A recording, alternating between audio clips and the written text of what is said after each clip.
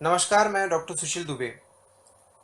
आज मैं आपके सामने एक व्होपिंग कॉफ का केस प्रस्तुत कर रहा हूँ। इस केस स्टडी में काफ़ी कुछ है समझने जैसा, काफ़ी कुछ है सीखने जैसा। इस केस में हमें ये पता चलता है कि कैसे चीफ कंप्लेंट्स भी इम्पोर्टेंट होते हैं। इस केस से हमें ये भी पता चलता है कि केस हिस्ट्री में कौन से पक्ष को, कौन सी हिस्ट्री को तरजीह देनी है और कौन से हिस्ट्री को नहीं देनी है। बिना कोई भूमिका बनाए मैं आपको सीधे केस की तरफ ले चलता हूँ। ये केस है एक 4 साल के बच्चे का जिसे कॉफ है, जिसे खांसी है पिछले 1 महीने से। और इस 1 महीने में ऐसा नहीं था कि उसने कोई इलाज नहीं करवाया। उसको एलोपैथिक डॉक्टर्स के प्रिस्क्रिप्शंस मिल चुके थे जिसका कोई लाभ नहीं हुआ था। एलोपैथिक मेडिसिन के बावजूद, कॉफ सिरप्स के बावजूद खांसी जस की तस बनी थी, बल्कि और सीवियर हो गई थी समय बीतने के साथ। मदर ने केस हिस्ट्री देते हुए बताया कि ये सब कुछ 1 महीने से है।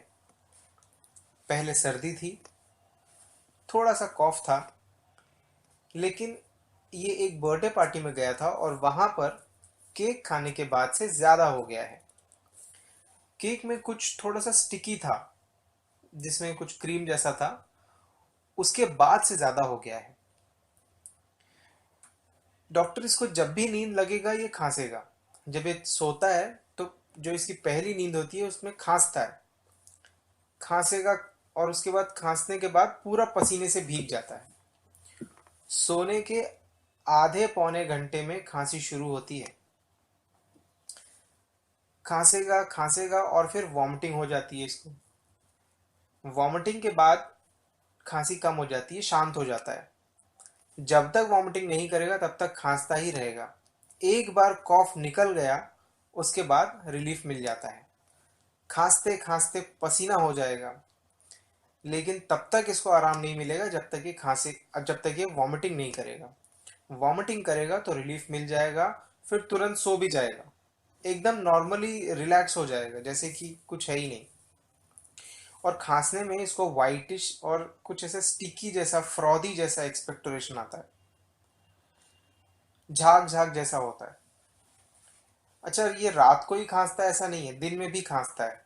जब से खांसी हुई है तब से ये नहाने से डरता है। नहाने से डरता है। मैंने पूछा कि नहाने से डरता है मतलब ये नहाता नहीं है? कहा नहीं, नहाता है लेकिन सर पे पानी मत डालो। सर पे पानी डालने से घबराता है। गुस्सा भी बहुत करता है, अपनी ही जिद मनवाता है। जब ये लोग अंदर आ रहे थे तो उस वक्त मैंने ये देखा कि ये जो बच्चा है, ये अब ये मेरे चेम्बर में एंटर नहीं करना चाहता था, और ना ही इसने मुझे आके ग्रीट किया, बल्कि इसके माथे पर एक सिकुड़न जैसी नजर आई, जैसे कि ना चाहते हुए भी उसको अंदर आना पड़ रहा है। और वो अपनी मदर से एकदम चिपके चिपके चल रहा था। फिर मदर ने आगे केस हिस्ट्री बताया कि ये एक जगह बैठने वालों में से नहीं है, एक जगह बैठता नहीं है ये। इसको सर्दी भी डॉक्टर तुरंत पकड़ लेती है। वेदर चेंज हुआ तो इसको सर्दी पकड़ना ही पकड़ना है। किसी भी चीज की महक इसको बर्दाश्त नहीं है। पोछा भी हम घर में जब लगाते हैं तो इसको स्मेल आती है। सभी तरह की स्मेल इसको पता चल जाता है। साउंड भी पता किया तो तब भी पता चल जाएगा, कितनी भी दूर से साउंड आ रहा हो, लेकिन इसको मालूम पड़ जाता है। थोड़ी देर में ये ऊब भी जाता है, जैसे मामा के पास है, फिर थोड़ी देर में पापा के पास चला जाएगा। कभी इसी तरह का बस खिलौने भी बस आधे घंटे में बोर हो जाएगा। खेलने का, तोड़ने का, यही सब काम करता है। खिलौना तोड़ देता है, पटक पटक के तोड़ देता है। कार्स बहुत पसंद है, बाइक्स बहुत पसंद है खिलौनों में इसको। पहला प्रेफरेंस अगर खिलौनों में इसको दो तो इसको पहला प्रेफरेंस इसका कार ही है। गाड़ी चलाने का भी बहुत शौक है और सब कुछ ऑब्जर्व करता है कि कैसे गाड़ी चलाते हैं। जब हम लोग गाड़ी से आते हैं तो ये सब देखता रहता है कि ड्राइवर कैसे गाड़ी चला रहा है, क्या कर रहा है, कैसे स्टेयरिंग घुमा रहा है। इसको घूमने का डॉक्टर बहुत शौक है। नई नई जगह पर जाना इसको बहुत पसंद है।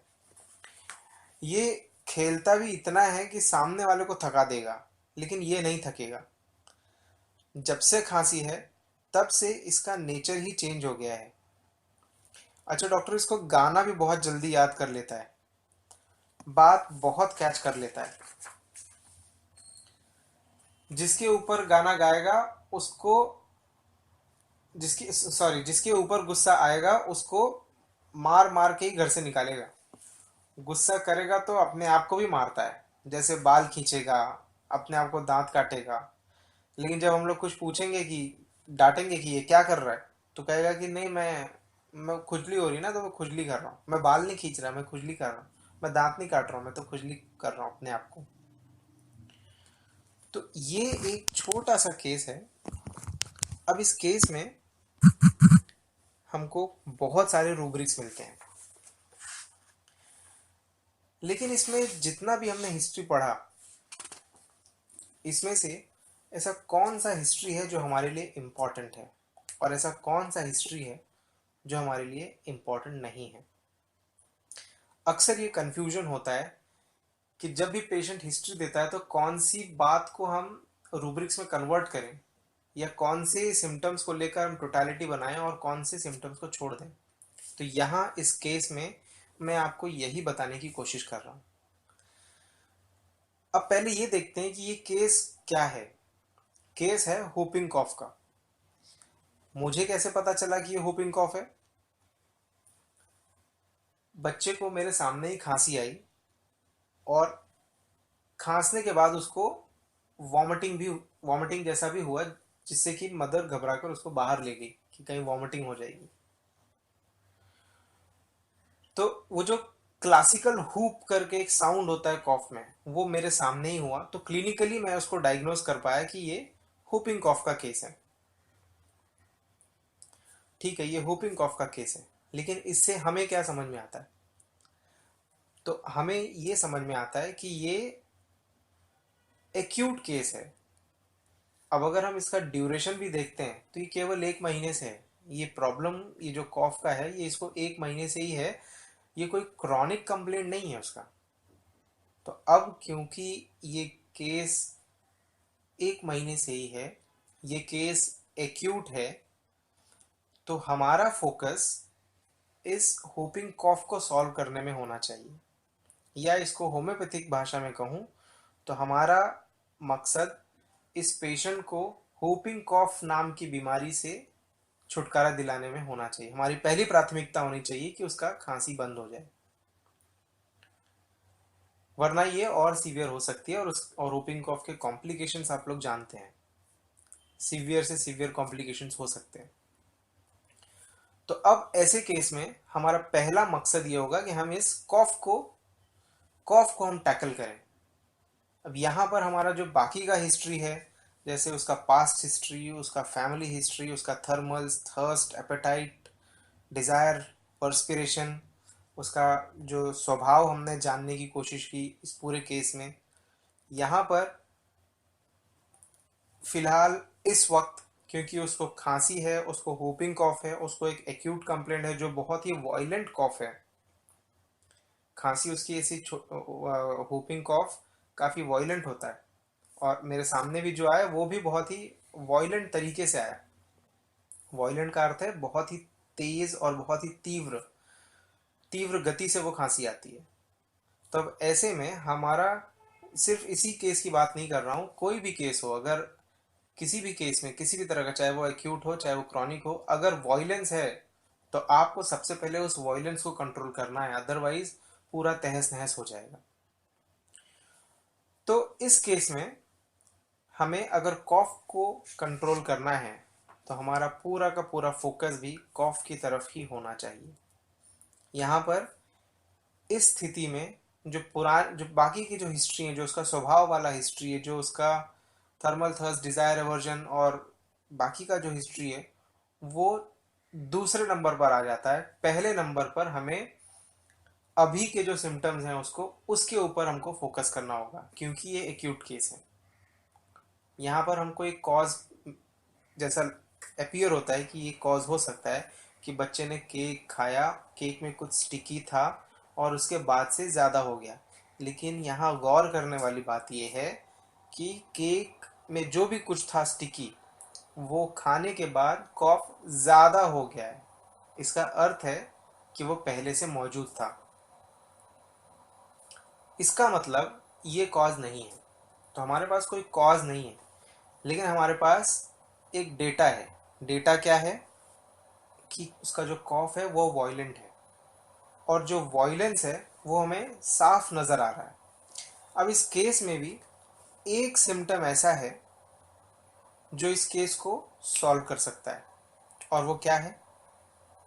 बच्चा जब सोता है तो उसको खांसी आती है, खांसता है खांसता है खांसता है और फिर वॉमिटिंग हो जाती है। जब तक वॉमिटिंग नहीं होगी तब तक खांसी में आराम भी नहीं होगा, और जैसे ही वॉमिटिंग होगी तो ये एकदम रिलैक्स होके, एकदम नॉर्मली रिलैक्स होके सो जाएगा, जैसे कि कुछ हुआ ही नहीं है। वॉमिटिंग करेगा तो ही रिलीफ मिलेगी। ये बहुत पिक्यूलियरली इस केस के चीफ कंप्लेंट में डिस्क्राइब किया गया, और जो मदर ने इसको डिस्क्राइब किया उनका अभिनंदन होता है, उनका आभार हमें व्यक्त करना चाहिए कि उन्होंने बहुत ही बढ़िया तरीके से इस केस को डिस्क्राइब किया। अब क्या हमारे पास ऐसा कोई रूब्रिक है? तो हमारे पास, हम इसको अगर ओवरऑल देखते हैं तो हम ये समझते हैं कि कॉफ है जिसको वॉमिटिंग से एमेलरेट हो रहा है। तो हम एक रूब्रिक ले लेते हैं, कॉफ वॉमिटिंग एमेलरेट्स। तो चलिए हम ये एक रूब्रिक ले लेते हैं, कॉफ वॉमिटिंग एमेलरेट। अब इस रूब्रिक में टोटल 4 मेडिसिन हैं। इसी के साथ मदर ने एक और बात हमको बताई कि जब से ये इसको कॉफ हुआ है तब से ये नहाना पसंद नहीं कर रहा है। लेकिन नहाना का मतलब हो गया पूरा शरीर। यहाँ पर इसको सिर्फ सिर पे पानी डालना पसंद नहीं है। बाकी वो नहा रहा है, लेकिन सिर पर पानी डालना उसको पसंद नहीं है। तो ये रूब्रिक होगा वॉशिंग। ये रूब्रिक है mind washing aversion to wash. Mind washing aversion to wash.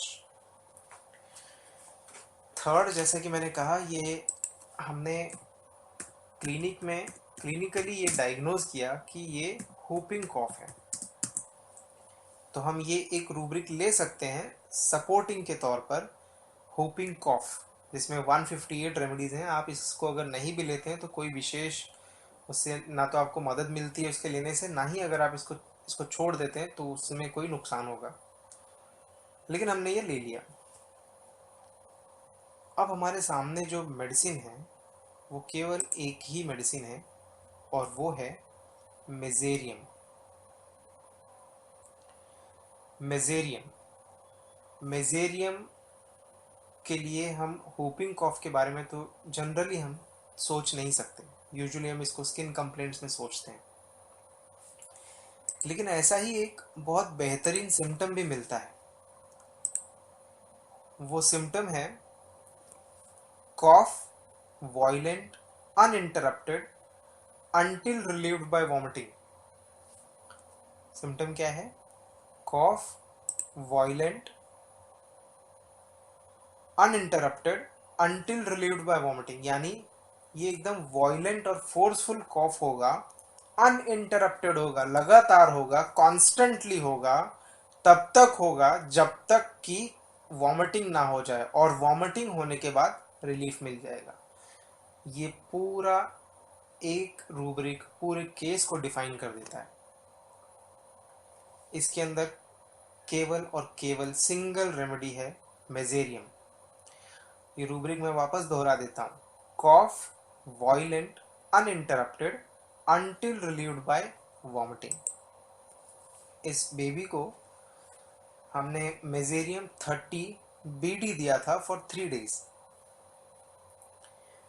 ये केस हमारे पास जब आया था उस 20th May 2018, और 23rd को जो पेशेंट के फादर थे उनका फ़ोन आया कि कॉफ has reduced to 80 to 85%, there is no violence in the cough, there is no there is no whoop and there is no vomiting. तो दोस्तों अगर हमें केस को सॉल्व करना है तो हमें पहले तो ये समझना होगा कि कौन से केस में क्या हमें लेना है और क्या नहीं लेना है। कई बार ऐसा भी होगा कि यही मोडालिटीज़ हमारे किसी काम के नहीं होंगे और कई बार ऐसा होगा कि यही मोडालिटीज़ हमारे बहुत काम के हो जाएंगे। तो आपको वो कैरेक्टरिस्टिक सिम्टम्स का जो मैंने 12 पॉइंट्स मैंने बताए थे, उन पॉइंट्स के आधार पर आप उसको डिफाइन करिए कि ये जो रूब्रिक मैं ले रहा हूँ वो कैरेक्टरिस्टिक के मापदंड पर फिट बैठते हैं या नहीं, वो हमारे किसी काम आएंगे या नहीं। तो इसी तरीके से ये केस बहुत बढ़िया सा सॉल्व हुआ। लेटर ऑन इस बच्चे को हमने लैकेसिस दिया था ताकि उसको फ्यूचर में ये चीज़ें वापस दोबारा ना हो। तो आशा है आपको ये केस काफ़ी अच्छा लगा होगा। अगर आपको इस केस से संबंधित किसी भी तरह का कोई प्रश्न है, कोई सवाल है, तो आप ज़रूर पूछिए। और ये केस हमें समझाता है कि एक्यूट और क्रॉनिक के बीच का जो डिफरेंस है वो हमें समझना चाहिए। धन्यवाद, शुक्रिया, थैंक यू। अगर आप इस चैनल पर नए हैं तो मेरे चैनल को सब्सक्राइब करना ना भूलें और बगल में लगी हुई घंटी को ज़रूर दबाएं।